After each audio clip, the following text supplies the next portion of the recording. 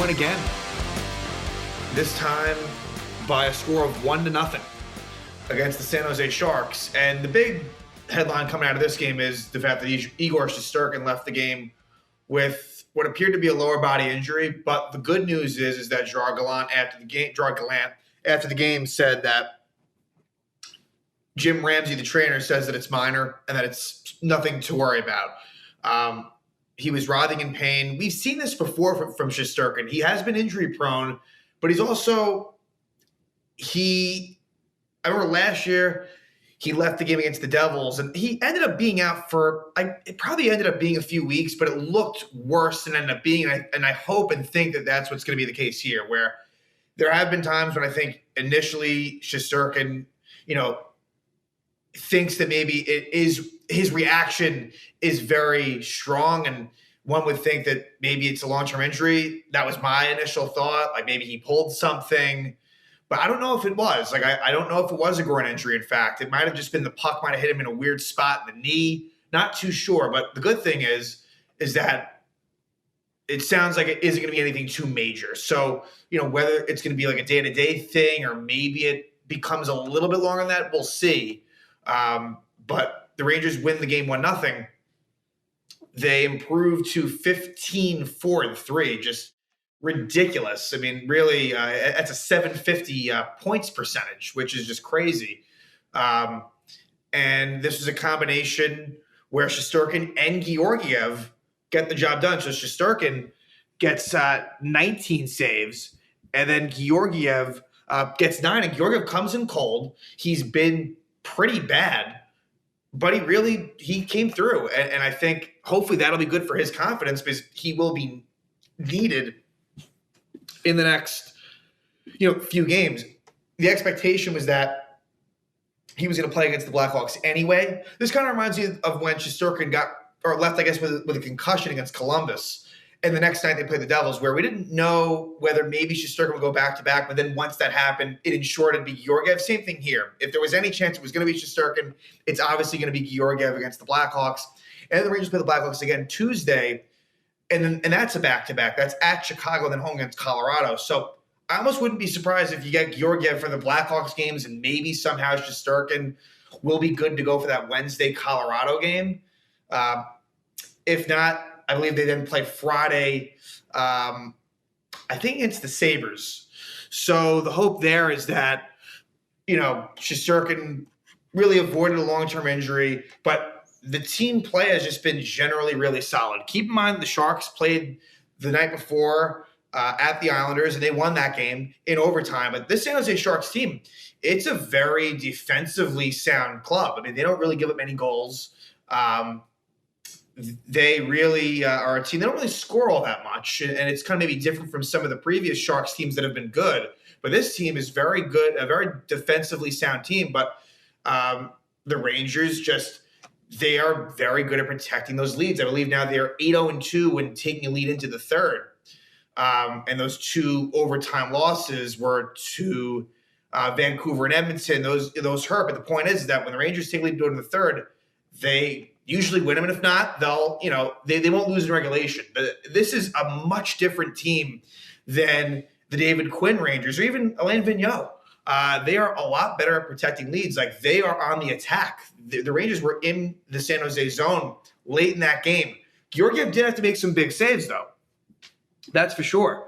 But in this one, the scoring was done early. And what it was kind of a questionable call, in my opinion. Noah Gregor is called for goalie interference on Igor Shesterkin, ironically. And Shesterkin appeared to be fine after that. Nemeth, Gregor wasn't complaining, and Nemeth kind of bumped Gregor, and then Shesterkin went down.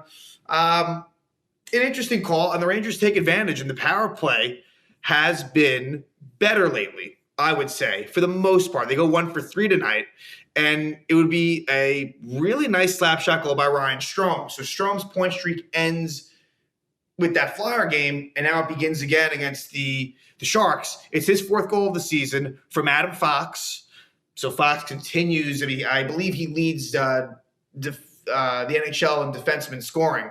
That's his 19th assist, and then Zibanejad gets an assist. And again, for Mika Zibanejad, he still needs to do better. I mean, that is very apparent to me, is that the Rangers are 15-4-3, and Mika Zibanejad has not played well, in my estimation, really at all. I mean, we can be nice about it. Yeah, like the stats look pretty good, and I'm sure, I guess on the defensive side of things, he's probably a plus.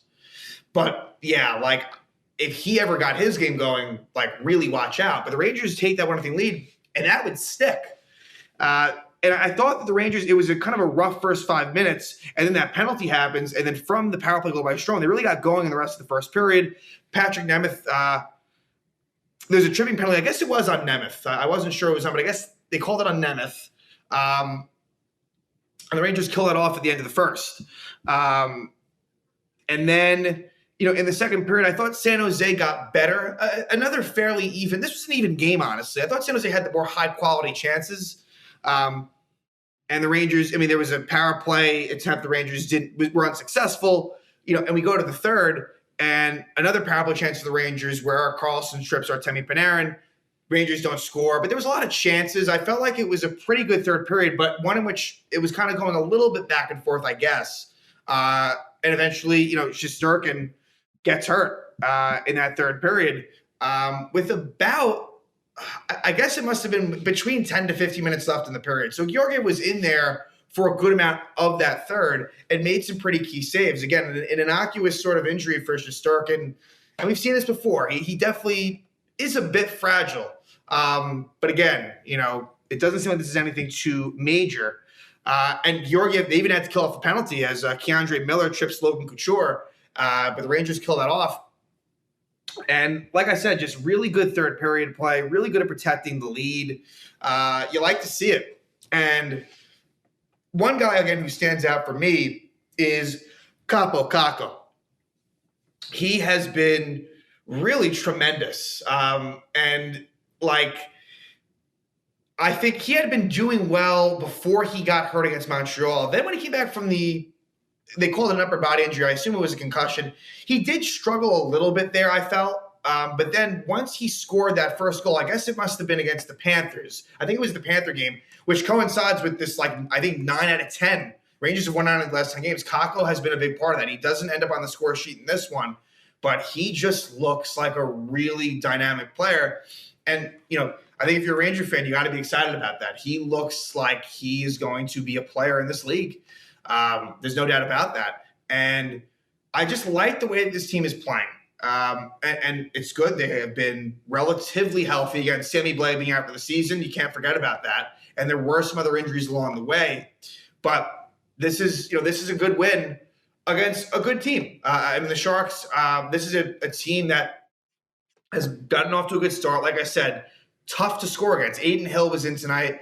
And Adin Hill played well. Adin Hill was one of the stars of the game. There was the thought was going to be that James Reimer would start for San Jose, but I guess he was feeling under the weather. So Adin Hill went back-to-back nights and did pretty well in both games. And he was definitely tested in this one. But that one goal by Strome is the difference. It gives the Rangers that 1-0 win. They are just racking up the points. Racking them. So now they're up to 33 points in 22 games. They're not going to keep that pace, but it's pretty impressive. And so now they play a Blackhawk team who got off to a really poor start, but now they've been playing better lately. And most recently, they won it, I believe it was in the shootout against the Capitals in Washington. It's an impressive win. So this won't be easy. And I think Marc-Andre Fleury, who got a rough start, he's been better. So, and we know that Georgiev will be in that. Hopefully he can take some of, build off of this. But it'll be interesting. I would not expect the way that this lays out. I would not expect the Rangers to win both of these Blackhawks games. If the circumstances have been different, I'd say yes, but we'll see. Rangers home against the Blackhawks Saturday night, and then Tuesday night the Rangers are at Chicago, and then Wednesday the night after, Rangers home against Colorado. So it'll be a little bit difficult. Chicago is by no means one of the better teams in this league. They're not. But I you wonder, they've won 5 in a row. The Rangers went 7 in a row at home, and I hope they can continue this. And the good thing is that the Rangers haven't played a whole lot lately. They did Wednesday against the Flyers, but obviously there was that long off stretch with the Islander game being postponed. So the Rangers should be pretty ready to go.